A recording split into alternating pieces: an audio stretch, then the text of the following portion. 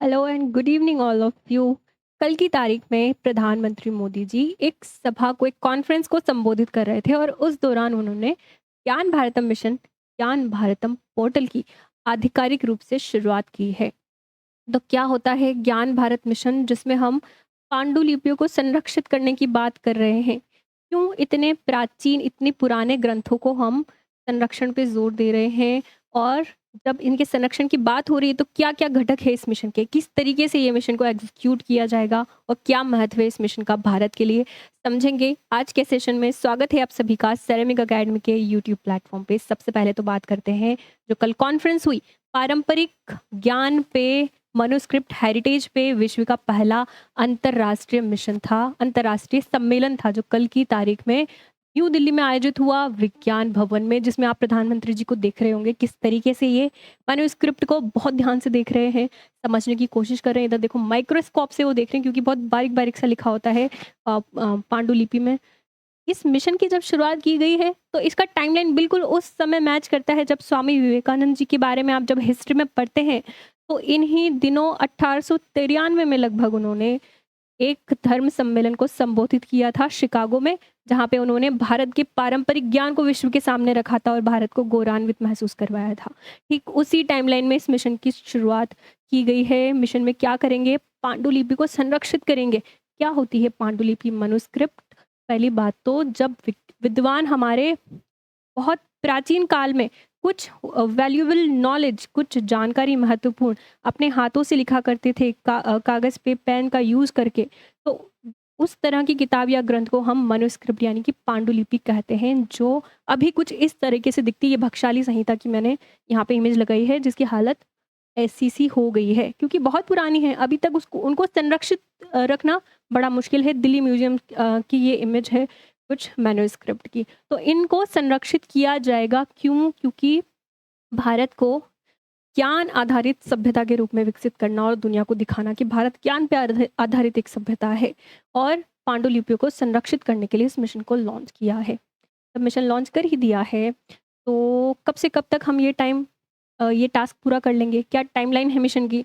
तो 2025 24-25 में अनाउंस हुआ था वैसे तो ये मिशन, लेकिन 25 में अब आधिकारिक रूप से इसकी शुरुआत हो गई है। तो 25 से लेकर 31 तक की इसकी टाइमलाइन है। 2031 तक हम इस टास्क को पूरा कर लेंगे। अब जब इतने समय में हम ये टास्क पूरा करेंगे तो ऑब्वियसली कुछ ना कुछ खर्चा तो आने वाला है। तो बजट एलोकेशन कितना है इस मिशन को लेके?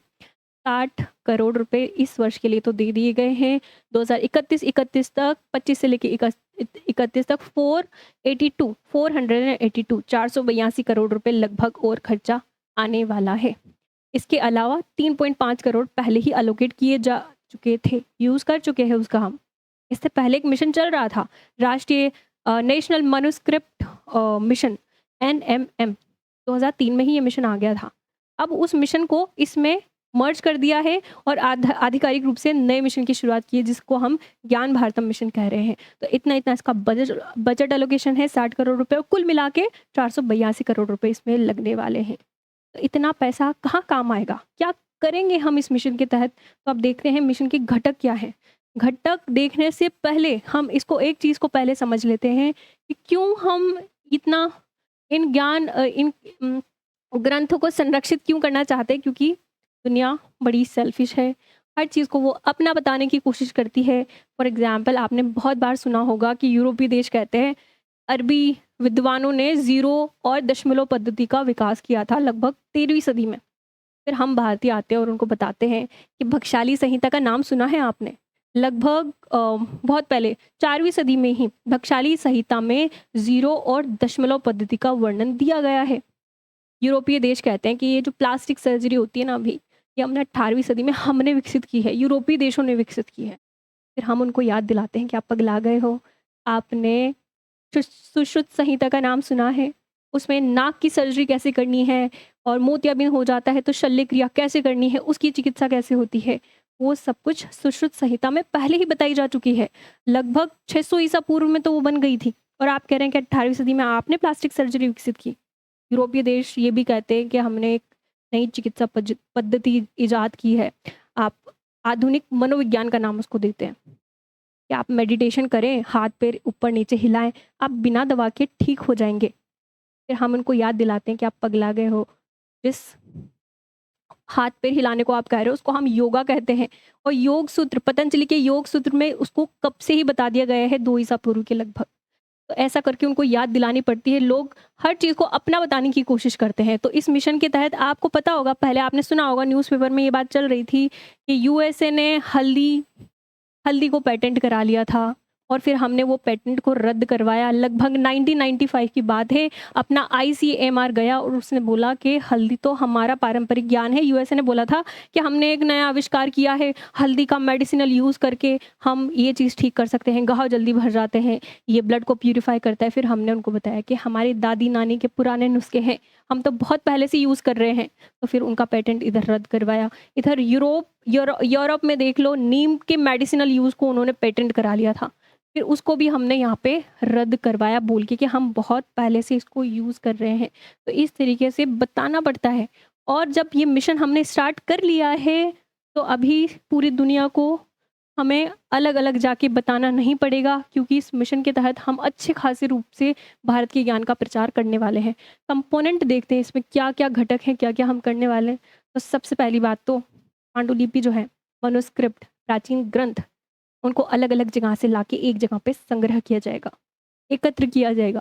कश्मीर से लेके कन्याकुमारी तक पूरे देश भर के पुस्तकालय, संग्रहालय यानी कि म्यूज़ियम्स और जो संस्थाएँ हैं, शिक्षण संस्था, उन सबको उन सब में जाके चेक किया जाएगा कि वहाँ पे कोई प्राचीन पुस्तक तो नहीं उन्होंने संग्रहित करके रख रखी। फिर उनको एक जगह पे लाया जाएगा। जब पूरे देश की एक जगह पे ले आएँगे, फिर हम दूसरे देशों से कोलैबोरेट करेंगे। थाईलैंड हो गया, वियतनाम हो गया, कंबोडिया हो गया, इंडोनेशिया, श्रीलंका, तिब्बत, नेपाल, मंगोलिया, चीन, जापान, इन सभी जगह पे हमारे मैन्युस्क्रिप्ट देखने को मिलते हैं। आपके मन में आ रहा होगा कैसे चले गए वहाँ पे हमारे ग्रंथ? तो प्राचीन काल में विद्वान हुए, जब आप जैसे हिस्ट्री पढ़ते हो तो बौद्ध धर्म, जैन धर्म जब आप ये पढ़ते हो, तो उन्होंने कुछ धर्म यात्राएँ आयोजित की थी, धर्म यात्राएँ। और बौद्ध भिक्षु बड़ी मात्रा में श्रीलंका गए थे, तिब्बत गए थे, तो वो अपने साथ ग्रंथ लेके गए थे। इसके अलावा समुद्री व्यापार होता था हमारा इन देशों के साथ, वियतनाम हो गया, इंडोनेशिया हो गया, फिलीपींस हो गया, इसके साथ समुद्री व्यापार होता था। तो व्यापारी जाते थे, अपने साथ ग्रंथ ले जाते थे, विद्वान जाते थे, इधर-उधर भ्रमण करने ग्रंथ लेके जाते थे अपने साथ में, तो यहाँ से वहाँ तक पहुँचे। इवन यूरोप तक भी हमारे चीज़ें बहुत सारी हैं, क्योंकि यूरोपीय यात्री आए थे। हम पे बहुत देर तक नहीं, बहुत सालों तक उन्होंने हम पे राज किया और यहाँ से चुरा-चुरा के चीज़ें अलग लेके चले गए। वो ईस्ट इंडिया कंपनी के लोग आए थे और वहाँ के विद्वान आए थे। उन्होंने भारत की संस्कृति को समझने के लिए हमारी पांडुलिपि, हमारे पारंपरिक ग्रंथ को उठाया, उनको समझा और अपने साथ भी लेकर वो चले गए। तो उनके म्यूज़ियम में भी उनको संरक्षित रखा गया है। तो वो चीज़ें भी हमें वापस लेके आनी है। उस कॉन्फ्रेंस के दौरान कहा भी गया था, प्रधानमंत्री जी को कहा था कॉन्फ्रेंस में कि ये काम तो उम प्राइम मिनिस्टर साहब जी आप बहुत अच्छे से करते हैं, क्योंकि आज नहीं तो कल परसों आप हर दूसरे देश में आप यात्रा करते हैं। तो उनको ये बात कही गई थी, आप देख सकते हैं, उन्होंने बताया कॉन्फ्रेंस में इस बात को। अब यहाँ कहा गया कि दुनिया में जितनी मैन्युस्क्रिप्ट्स है हमने खोज करके लाना चाहिए।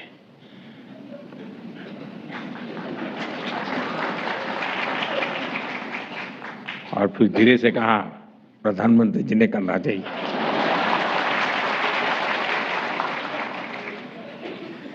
लेकिन आपको पता है कि हमारे से यहाँ चोरी की गई जो मूर्तियां हैं पहले बहुत कम मात्रा में आई थी, आज सैकड़ों की संख्या में पुरानी मूर्तियां वापिस आ रही हैं। वापिस इसलिए नहीं आ रही कि वो मेरा सीना देख करके तय करते दे दो यार, ऐसा नहीं है। उनको भरोसा है कि ऐसे हाथ में सुपुर्द करेंगे तो उसका गौरव बढ़ाने का पूरा प्रयास है। और फिर उसके बाद जब एकत्र कर लिया जाएगा, तो उसके बाद हम क्या करेंगे? उसके बाद करेंगे इसका भौतिक संरक्षण। भौतिक संरक्षण मतलब कि फिजिकली रूप से इसको कंजर्व करना। अब भौतिक संरक्षण में हम इसको क्या करेंगे? इसकी माइक्रो फिल्मिंग करेंगे। माइक्रो फिल्मिंग क्या होती है? माइक्रो फिल्मिंग, धुंधली सी यादें मुझे याद आ रही है बचपन वाली। जब एक रील जैसा एक गोला होता था, उस रील को खींचते थे तो उसमें ब्लैक कलर की फ़िल्म छोटी-छोटी दिखाई देती थी। उसमें जब रोशनी में आप देखोगे उसको, तो ब्लैक एंड व्हाइट करके छोटे-छोटे चित्र जब फ़ोटो खींचते हैं तो वो रील के रूप में स्टोर हो जाता था पहले। अभी तो स्टोरेज क्लाउड पे स्टोरेज होता है, रील-वील की ज़रूरत नहीं पड़ती। लेकिन इन पांडुलिपियों को भौतिक रूप से संरक्षण करना है तो एक तरीका माइक्रो फ़िल्मिंग भी अपनाया जाएगा। इनकी फ़ोटो-वोटो खींच के हम वो रील्स में या फ़िल्मिंग रील में, रोल में उसको स्टोर करके रख लेंगे। पहली बात तो रील्स छोटी होती हैं तो संग्रहण के लिए जगह जो है बहुत ज़्यादा नहीं चाहिए, तो कम जगह में ये स्टोर हो जाएँगी सारी की सारी और इन फ्यूचर चाहिए होगा तो हमें मिल जाएगी। भौतिक रूप से संरक्षण ऐसे हो जाएगा। और फिर मेटा डेटा तैयार किया जाएगा इनका। मेटा डेटा, क्या होता है मेटा डेटा? जैसे कोई किताब है, मान लो ये कोई किताब है, पांडुलिपि है, तो ये तो अपने आप में एक डेटा हो गया। लेकिन इस डेटा के बारे में भी कुछ डेटा होता है, जैसे इसका टाइटल क्या है, किताब किस विषय पे बनी है, किताब कौन से समय में बनी थी, इसकी डेट क्या है, या किताब किस लेखक ने लिखी है। तो डेटा के बारे में डेटा, डेटा अबाउट डेटा, उसको हम मेटा डेटा कहते हैं। तो हर एक किताब का मेटा डेटा तैयार किया जाएगा, माइक्रो फिल्मिंग की सहायता से भौतिक रूप से उसको संरक्षित किया जाएगा। फिर हम क्या करेंगे? फिर हम इनका डिजिटाइज़ेशन कर लेंगे। मतलब कि इनको माइक्रो फिल्मिंग करने के बाद में एआई का यूज़ करके, आर्टिफ़िशियल इंटेलिजेंस का यूज़ करके हम इनको जेपीईजी में कन्वर्ट कर लेंगे, पीडीएफ में कन्वर्ट कर लेंगे। उस तकनीक से जिस भी तरीके से इसको डिजिटाइज़ किया जा सकता है, हम डिजिटाइज़ेशन इसका करेंगे। फिर संस्कृति मंत्रालय अब एक कमरे में इस डिजिटाइज़ डेटा को बंद करके ताले में रख देगा। ऐसा नहीं होगा, ऐसा नहीं होगा। डिजिटाइज़ेशन किया है तो हम जनता के लिए इसको पब्लिश करेंगे आगे, क्योंकि इसका अगला घटक क्या है, इसमें अनुसंधान को बढ़ावा देना। और अनुसंधान को बढ़ावा कब मिलेगा? जब ये लोगों तक पहुँचेगी।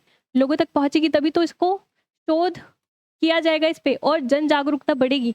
उनको नहीं पता चलेगा तो कैसे जन जागरूकता बढ़ेगी? तो जो डेटा को हमने डिजिटाइज़ किया है, उसको हम पब्लिश कर देंगे। और पब्लिश कहाँ करेंगे? एक पोर्टल लॉन्च किया है इस कॉन्फ्रेंस के दौरान ही, जिसका नाम है ज्ञान भारतम पोर्टल। वहाँ पे डिजिटल रिपॉजिटरी कह रहे हैं उसको। डिजिटल रिपॉजिटरी में इन डेटा को पब्लिश कर दिया जाएगा, पूरी जनता उसको जान सके, विद्वान उसको जान सके, आगे और रिसर्च कर सके।